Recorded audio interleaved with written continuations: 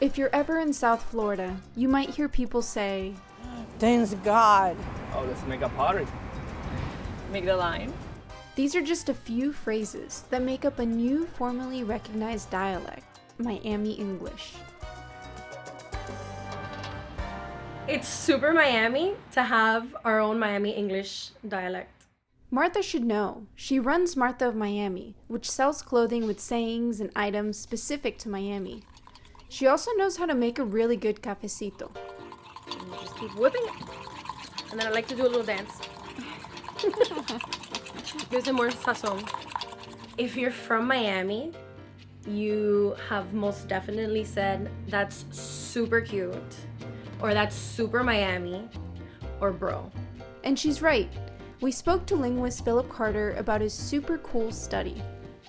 This study was focused primarily on what linguists call calques, and those are direct loan translations. To give you an example, in Spanish, you say bajarse del carro, to get down from the car.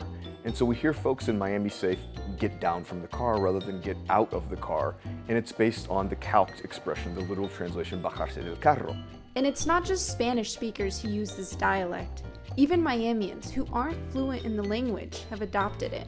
One that's very, very subtle that sometimes people from here don't know that they're doing is the use of meat for beef. Because in Spanish, carne can refer to the entire class of meat, and it can also refer specifically to beef as such. So in Miami, you can hear people say, I would like 2 chicken empanadas and 2 meat empanadas. And everyone here knows that a meat empanada refers to beef.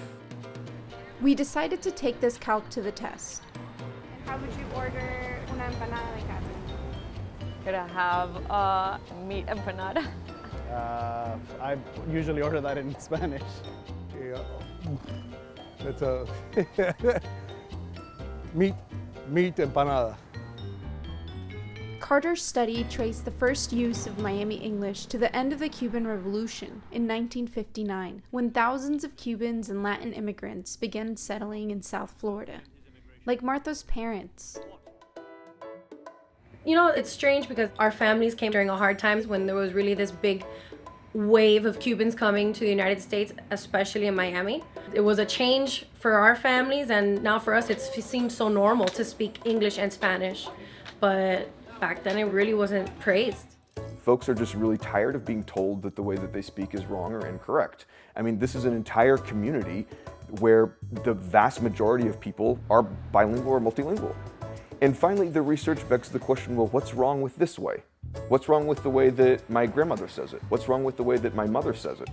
And I think it resonates with people who are outside of Miami and say these forms, and it resonates with people who are outside of Miami and say different forms, but are attaching to the same story, which is my language is also legitimate.